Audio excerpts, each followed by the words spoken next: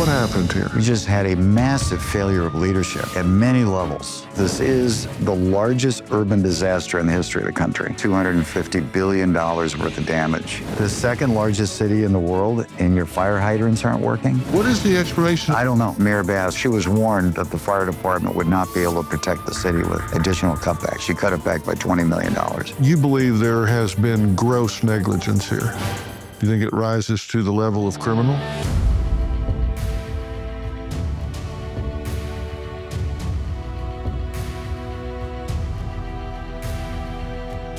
Breaking news in Southern California, where raging wildfires continue to roar across LA County. The Pacific Palisades fire is now the most destructive fire in LA history. An estimated 1,000 structures have now been destroyed, and new updated numbers reveal 5 people have died, and officials warn the worst is still to come. As the fires sweep across Southern California, they are 0% contained. The flames are being fueled by powerful Santa Ana winds up to 100 miles per hour. There are now 5 separate fires: Palisades, Hearst, Woodley, Olivas, and the Eaton fire. They are burning more than 26,000 acres combined. Tens of thousands of people are being forced to evacuate their homes. Many are without power. Plus, there's a lack of water that has really hampered the efforts to put these fires out. Firefighters in Pacific Palisades have really pushed the supply to the limit, so the fire hydrants have even run dry. As someone that has spent over 2 decades living in Los Angeles, California, I learned that when you drive around the city, there are certain places you go by and people will say, that's a Caruso. They're talking about quality architecture and building that was created by someone named Rick Caruso. He's a builder, a developer, a philanthropist, and a leader in Los Angeles. He recently ran for mayor, and he has a lot to say about leadership or the lack thereof with the recent fires. I sit down with him tonight to talk about what happened to devastate so many structures and lives in Los Angeles. Rick, thank you for sitting down with me and talking about this. I'm sorry for the occasion. Thank you. I wish we were talking about anything else. In full disclosure to our viewers, I consider you a friend, and we've known each other a good while, but I have tremendous respect for you and what you do. Thank you. The mark you've had on this city speaks for itself. I appreciate it. Thank you. Things that you, in terms of commercial development and things you've done philanthropically for this city, thank you for what you've done, and thank you for what you're doing now. Thank you. Let's talk about what's happened here. The fires that we've had out here, all total, have impacted 50,000 acres of people's homes and businesses that have just been absolutely devastated. And 29 people have lost their lives. We still have some missing. Right. And I want to ask you a broad question to begin with. What happened here? What happened was a result of a real lack of leadership. And first of all, let me just back up and say thank you for being here. And thank you for shining a light on this, because this is the largest urban disaster in the history of the country. 2.5 times the size of Manhattan. And so the scale of it. And when you go through it, and I was out there again yesterday, I still can't get my head around it when you see it. And I still get emotional when I see it, because the devastation, it literally looks like it's been carpet bombed, whether it's the Palisades or it's out in Altadena. It's just carpet bombed. So homes are destroyed, lives are destroyed. But when you get to the core of it, and I've been openly critical, because that's just the way I am. I want to be honest about it, because I think we need to understand what happened so it doesn't happen again. We just had a massive failure of leadership at many levels that allowed this thing to roar through these neighborhoods and destroy lives. This is also personal for you. You've had a family member lose their home. 2. My daughter lost her home. It was burnt to the ground. They had just finished the home. Been in it for about a year, her and her boyfriend. They'd been together for 6 years, so this was obviously a home that they had their dreams of, their lives together. And my son and his wife lost their home, and she's pregnant. And of course, they had dreams of raising their their child there. My son's home is standing, but the smoke damage to the home is such that you can't live in it. And it's literally the only home in the area. So you're not going to live there. So it is personal. And the downtown that we built and we own is standing. We were able to save that, which is great. And we're going to reopen that as soon as we can. But it's mind-boggling just to think about, there was all of these warnings, catastrophic, literally, quote unquote, catastrophic winds are coming. This is a few days beforehand. Life-threatening winds. I'd never seen descriptions of winds. I've lived my whole life in LA. We have the Santa Ana winds. I've never heard them described as that. So everybody knew we were going to have this incredible event of winds. We had a fire a couple miles from the Palisades in Malibu 3 weeks before. This is a fire-prone area. We've got vegetation that's behind the Palisades that people for years, including myself, have been raising heck about in terms of having it managed and trimmed.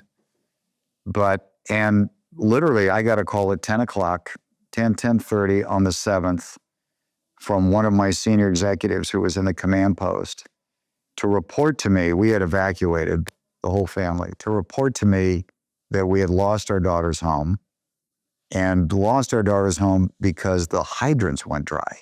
The firefighters were literally standing there with hoses with no water coming out of them. And I couldn't believe it. The second largest city in the world and your fire hydrants aren't working? How is that possible? There are reservoirs around, except for Santa Ynez. That was not full. Right, it was empty. They had it emptied. But then the others were full. Is it a problem that there wasn't enough water pressure? No, because they're all gravity fed. So here's the layers of problems that happens as I see it. And this is all based on facts. The vegetation was never properly managed. So that was a years and years and years of a problem not being addressed. Then you had the Department of Water and Power, for some reason, deciding that this main reservoir was going to be out of service because there was a tear in the cover. But they had it out of service at a peak period that there could be fire. So that's just foolish, to say the least. The other two reservoirs were drained quickly because of the fire, but they weren't replenishing them quick enough. The fire department didn't pre-deploy. They didn't send out fire trucks in the areas to be stationed there as the winds began. So by the time they were responding, the fire started growing too quickly. We have fire trucks and fire equipment in the city of Los Angeles that are in mothballs because they don't have the money to have mechanics to have them operating. And even this year alone, Mayor Bass cut back the budget to the fire department against the wishes of the fire department, and she was warned that the fire department would not be able to protect the city with additional cutbacks. She cut it back by $20 million. So you could make the argument, maybe you couldn't have prevented the fire. Only God knows. I make the argument, even if you couldn't prevent the fire, you would have been able to substantially mitigate the impact of that fire had people done their jobs right and been prepared for it. I haven't lived here all my life, but I was here for 20 years, and these winds come. And we know that they come ever so often, but this was a different wind event. Everybody knew that, it was on the news. Right. Everybody was talking about it, right? Absolutely. This wasn't a surprise. You say this was a multi-level failure of leadership. Why didn't they have fire trucks and crews pre-deployed in areas that are tinderboxes? This stuff is rocket. It's rocket and built. It can explode. It's not like somebody throws a match out there or something that people think about, well, could you start a fire? It can explode. That's right. Struggling with foot, knee, or back pain? G-Defy shoes can change your life. G-Defy shoes are FTC approved to relieve pain caused by weight-bearing activities like walking, running, or prolonged standing. G-Defy absorbs harmful shock and returns energy to each step. This means better body alignment and improved biomechanics. Translation? Freedom to do what you love pain-free. G-Defy shoes have your back. Literally. They're a game changer for seniors and veterans who deserve comfort and support. Here's the deal. You can try G-Defy risk-free with a 60-day trial. And right now, listeners of this podcast get an exclusive offer, 50% off orders of $120 or more. Just text Dr. Phil to 91888. That's right, half off shoes designed to improve your quality of life. So take control of your life. Text Dr. Phil to 91888 or visit gdefy.com today. It's time to feel good again because you deserve it. Feeling the pinch of medication shortages and rising prices? Well, you're not alone. When the pharmacy shelves are empty, it's a scary place to be. Benjamin Franklin said it best. By failing to prepare, you are preparing to fail. Your health is too important to leave to chance. That's why you need Jace Case. Jace Case is your lifesaver, an emergency supply of essential prescription medications that you order before you need them. When life throws a curveball, be it supply chain hiccups, natural disasters, or a closed doctor's office, you won't be left scrambling. Having these vital medications on hand gives you control over your health. In today's unpredictable world, that peace of mind is priceless. Take control. Be prepared with Jace Case. Just go to jace.com and enter promo PHIL at checkout. That's promo code PHIL at jase.com to have the right meds on hand the moment you need them. It was sobering to be in the air and see the destruction from the air, how many homes were burning. It was like a war zone on the ground. And compared to most of the fires we see in this season, this was on a scale of destruction to the urban center that we haven't seen. What is the explanation of why they didn't have these trucks spread around these high populous areas? Because I've seen the maps, they know where the high risk areas are. I don't know. I can't tell you. I mean, I think you've got to ask the mayor. You know, I don't know what meeting she had before this, before she left the country, you know, with every department head. Are you prepared? Are you stationed? What are your plans? I can tell you what we did, you know, owning that downtown that we built. The minute the wind prediction came out, we deployed. We have a protocol, depending on the disaster that we're dealing with, and we have this rapid response team. And that rapid response team goes into action, and we had water trucks deployed, we had retardant trucks deployed, and we have a team of private firefighters deployed. And we were ready, and that's why that center got saved. In addition to the fact we built it with non-combustible materials, knowing that we were in a high-risk fire area. But why the city wasn't as prepared, I can't tell you. I wish they had been, because if they had been close to where that fire started, just like what happened 3 weeks prior, they put it out right away. So they knew. They had even an additional warning, Phil. They had a fire in the same exact area 3 weeks at a time. And then a couple months before that, if you remember, we had a fire in Malibu. So it's not like we weren't aware that we're in a high-risk fire season, and now you're combining it with these epic winds. You better be extra prepared. Like I told my team, I know you're good. Whatever you planned on doing, you had plans to do, multiply it times 2 and just be over-prepared. There's technology now, and I know this because I've worked with Homeland Security and all. They've allowed me access to see a lot of the technology that's available, and I'm not going to talk about it too much because some of it's crime-oriented, but I know with satellite technology, infrared technology, and cameras that are available, that they can spread these things throughout the desert and different areas and spot if an event takes place, whether it's movement or fires. Are we using AI? Are we using infrared technologies? Are we using everything that's available? I don't think so. Because this is a tinderbox here. I mean, come on, this is dry California. Yeah, I don't know if we are. I doubt it. Apparently not, because we had this kind of damage. But I'm not quite sure that we've brought the firefighting capabilities of the 21st century to LA or LA County.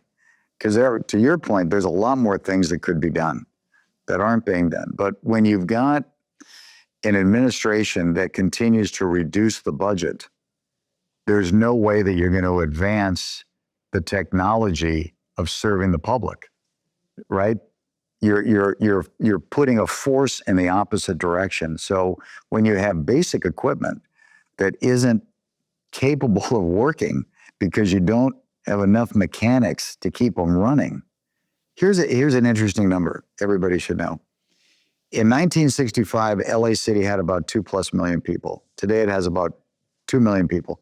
Now we have about 4 million people. You advance it to today, we have less fire stations today than we did in 1965 because of budget constraints. We have fire stations throughout the city of Los Angeles that are closed and not operating because of budget restrictions. So you have 2 times the amount of people. I think you have about 100 times the amount of calls, and you've got less stations to respond to it. We've gone in the wrong direction, and the people in the Palisades have paid a dear price, and for that matter, in Altadena and Malibu too. We lost a home in Malibu, and based on what we saw, there wasn't a fire truck anywhere near where the homes were burning. And of course, I think people were saying, well, why aren't they doing these drops? Why aren't they coming over with retardant and that sort of thing? I've been a pilot all my life. It's a little hard to fly an airplane in 60, 70 mile an hour winds. And they're gusting, and they do have embers in them. There are certain circumstances you just can't safely fly in. That's right. That's right. Hopefully there's an after-action report on all of this, right? What happened? What could we have done better and what not? And you're right, because of the winds, they weren't getting the planes up. But when the fire started, the winds were not really bad.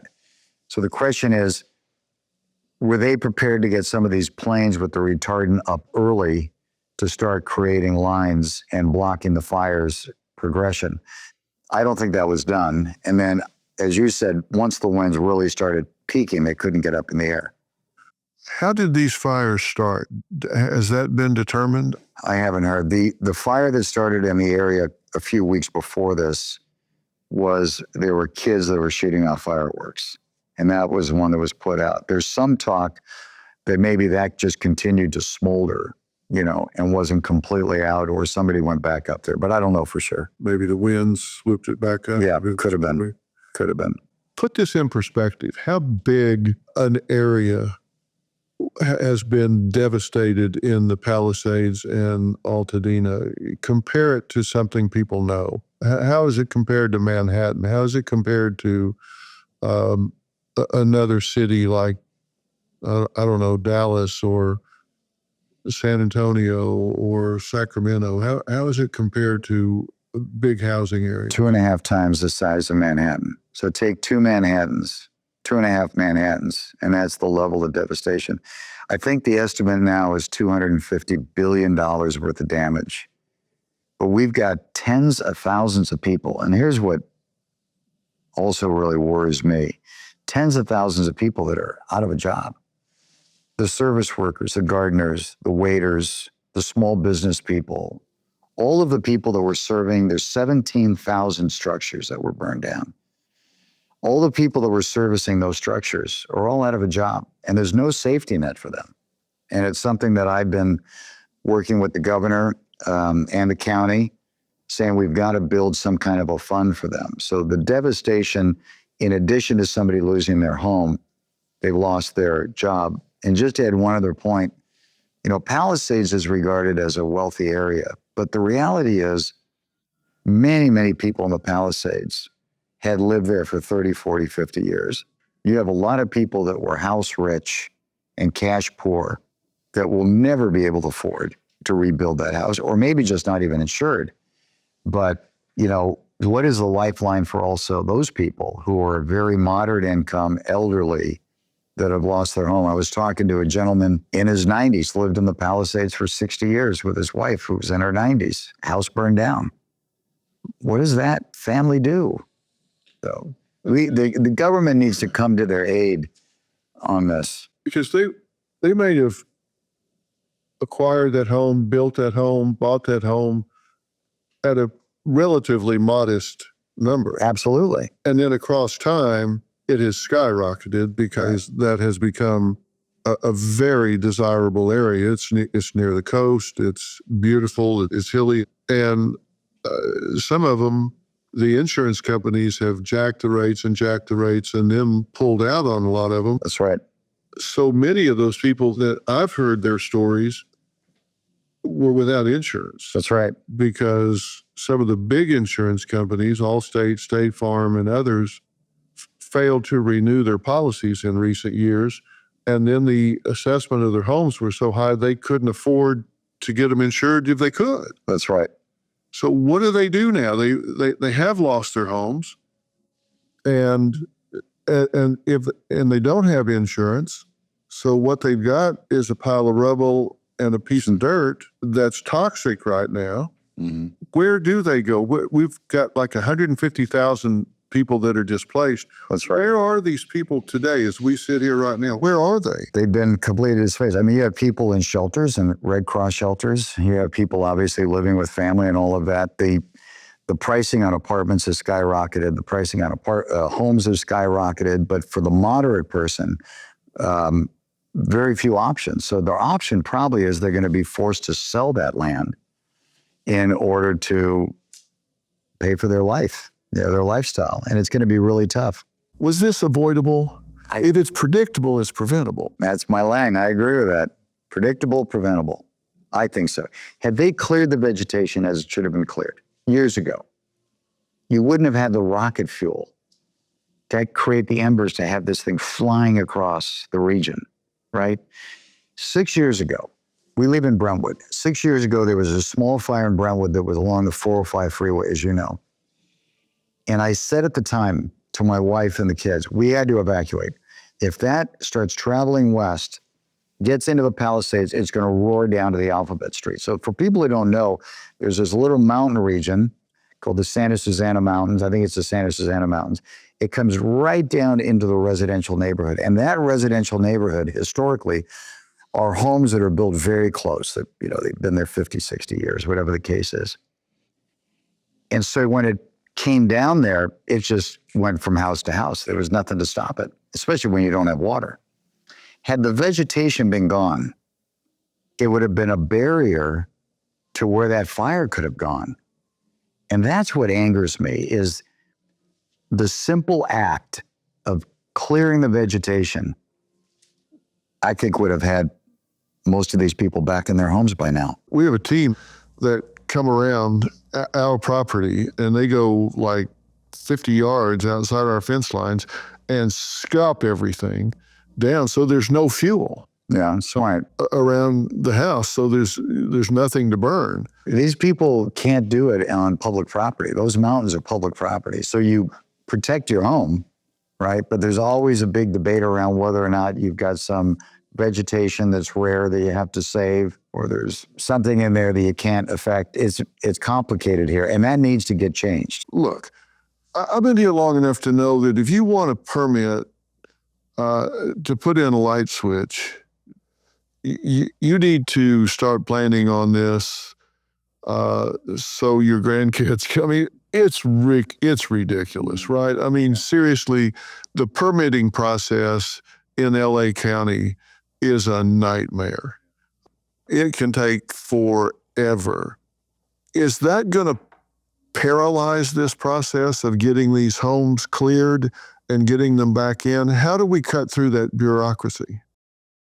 Having trouble taking your business to the next level? Financial Yield Solutions, Inc., or FYSI for short, provides tailored solutions for businesses generating $1 to $10 million annually. For tax planning, advertising, and retirement strategies to scaling operations, FYSI helps businesses thrive. With $500 billion raised for AI tech under the Trump administration, businesses cannot afford to be left behind. FYSI can even help you explore AI integration to cut costs and boost profits. With over 14 years of experience, FYSI specializes in solving the exact challenges business owners face. Business owners can book a free business review today to transform their operations, boost profits, and secure their financial future. Visit fysi.com/Dr. Phil or call 800-877-4000. That's fysi.com/Dr. Phil or call 800-877-4000.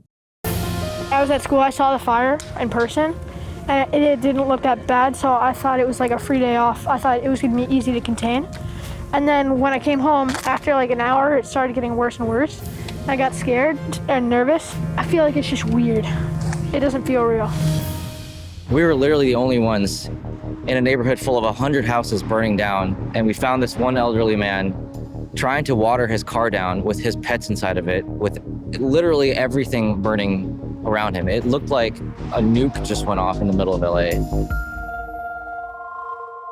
The permitting process in LA County is a nightmare. It can take forever.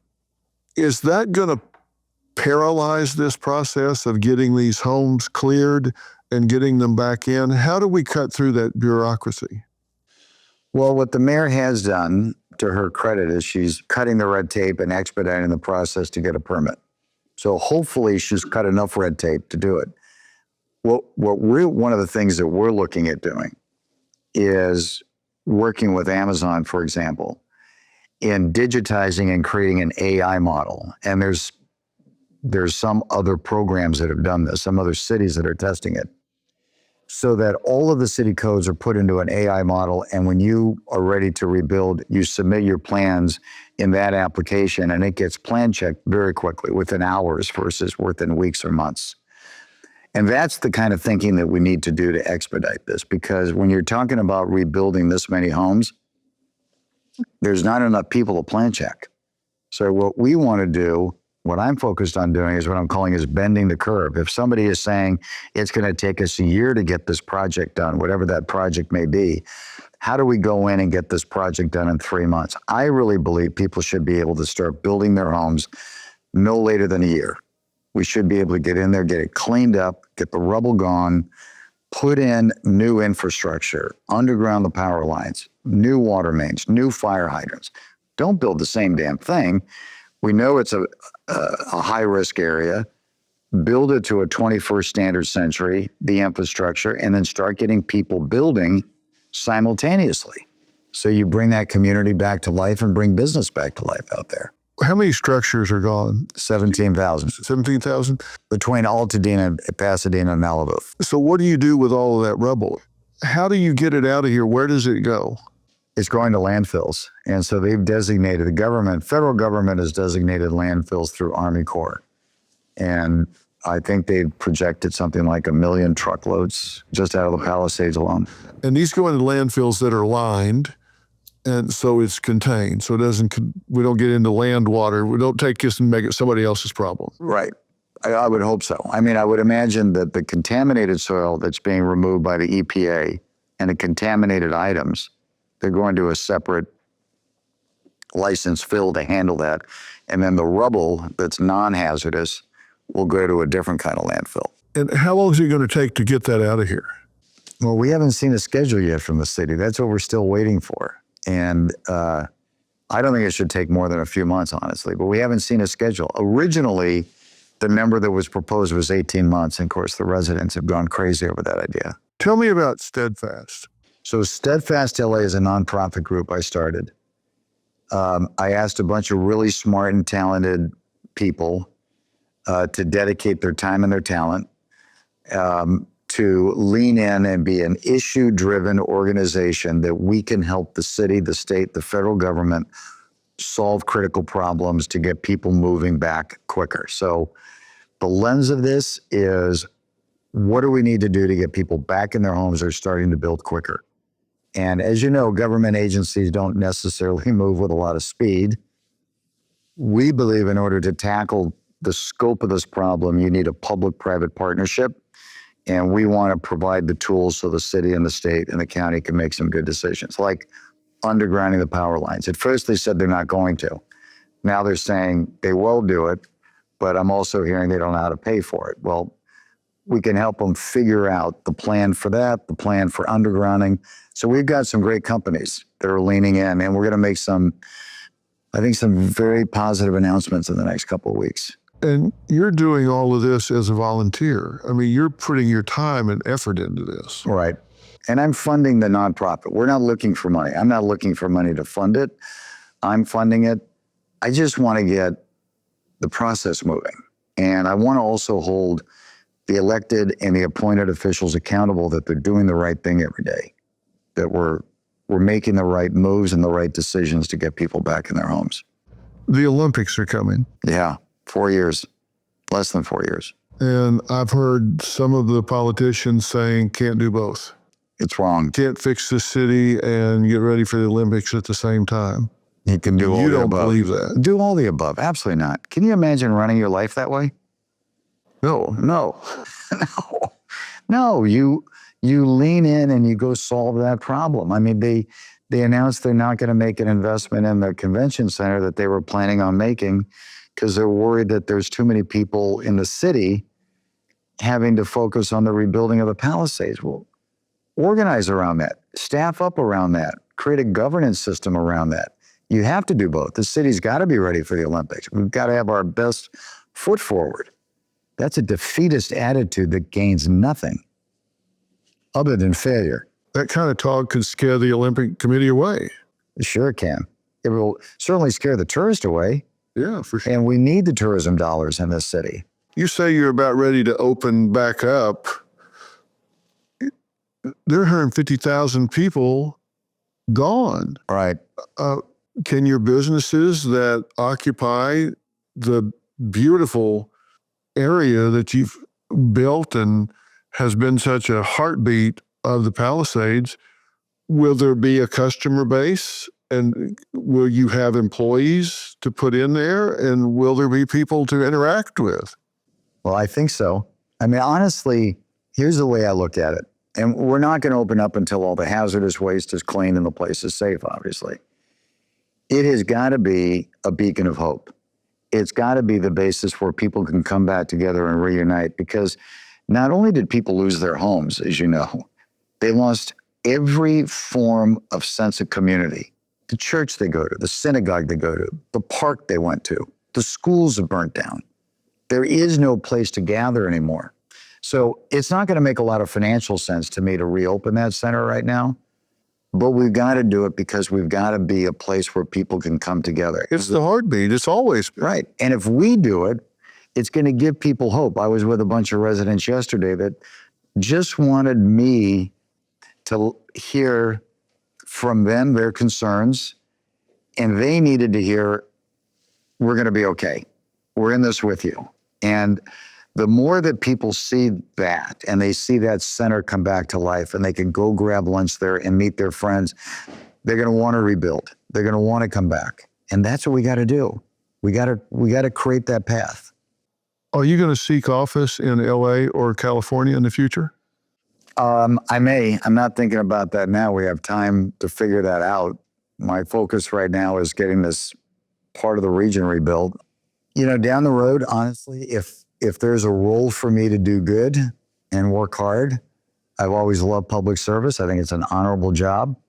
I would certainly take a look at it, but I've got time to figure that out. That's not on today's agenda, meaning the next couple of months, I wake up every morning like I've got a rocket in my belly. It's crazy. I want to get this place started. And I have no patience for somebody feeling defeated in the city or not making good decisions or pushing to the point that it's uncomfortable. We have to push people to the point it's uncomfortable because we've got thousands of people hurting. You believe there has been gross negligence here? Yes. Do you think it rises to the level of criminal? You know, it could. That's for somebody else to decide. That's for a prosecutor to decide. Lives were destroyed here. And more will be. And I tell you why I say that, because as you know, the depression that sets in, the pain of people, it's like, even I told my daughter, you know, who lost her home, I said, you have to go through a grieving process. It's okay.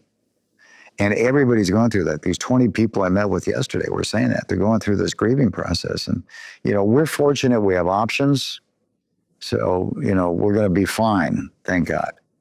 But there's so many people out there, as you know, that don't have options. And I worry about depression setting in with people and feeling helpless. And again, we've got to give people hope. Altadena, Palisades, and out of Malibu too, for that matter. In the beginning, I think there's a certain adrenaline that gets people through. People are like, we'll never give up. We're coming back. Right. But then the cameras go away. The rallies go away. The next headline comes in. Yeah. And then they're just left with kind of hopelessness and a real sense of being alone, and insurance companies that don't pick up the phone, and options that continue to narrow, and they just are forlorn. It's like, where do I turn? I'm just a statistic now. And that's where it really begins to take a toll, and with depression and kind of a sense of learned helplessness, where it's like I've learned that I'm helpless to impact the situation. And you opening back up and creating Steadfast and bringing in things that accelerate the process, it is a way to impact the collective consciousness, where people say, there's somebody over here that's not going with the flow. There's somebody over here that's pushing back. And God bless you for doing that, Rick. Seriously. But I'm pretty lucky, though, Phil. That community was so good to me and my family, so good to us. And it's a dear, beautiful community. And they embraced us and supported us, and they gave that village life. They gave it a soul. So, of course, I'm going to do it. It's the least I can do. And everything you're doing with Steadfast, I read the tweets, I read the reports, I read the people you're bringing in. You just brought in 2 new folks on this. That transparency gives people hope, and holding the bureaucrats accountable really gives people hope, because it's transparent. They can see into the system. And accountability is going to be important. And I don't know whether DEI hires had an impact on all of this stuff, and I don't know whether cutbacks to the budget contributed to this specific disaster or not. But I know going forward that there has to be some specific connection between decisions that are made and things that need to happen to change the trajectory. Because if we stay on the same trajectory we've been on, these winds are coming back. And, they may be 3 canyons over. People that don't live here don't know, but we got canyons, right? And you can get over into Laurel Canyon or Coldwater Canyon or whatever, and it can come up through one of those canyons instead of out here. And we can be right in the same situation. And is it fixed? Are the water problems fixed? Is the infrastructure fixed? And the answer is no. We're right. We got to do it right. Yeah. We have an opportunity here in the midst of all the heartache and all the devastation. There's also an opportunity here to do something really special for the next 100 years with the best technology, the best infrastructure, that you're building a city that's got the best schools now, the best public facilities now, right? So this community is going to come back, and it's going to come back roaring. Same with Altadena. But we've got to have that mindset, not to build what was there. We want to build what was there in terms of the dearness and the sweetness of the culture of the community and the architecture of the community. That should stay. But the backbone and the infrastructure should be the 21st century, that our students are getting the best education and the best classrooms now in these areas, right? The best facilities in the parks in these areas now. Why would we do anything less than that? Yeah. And so that's an exciting thing to focus on. And that gets me obviously excited, and my team excited to think about that. How long will it be before Altadena and Palisades are back. I think that in 3 to 5 years, it's going to look, if everything is done right, 3 to 5 years, it's going to look just like a community. There's still going to be construction. People are still going to be building homes. That's going to be happening. There's no doubt there's a lot of homes. But in terms of the park being built, the schools being built, the downtown coming back, a lot of the neighborhoods coming back, I think it's 3 years. I'm optimistic about that. That would be wonderful. That would absolutely be wonderful. Is there anything that we haven't talked about that you want to message to LA, to California, to this country? Because this has impacted this entire country.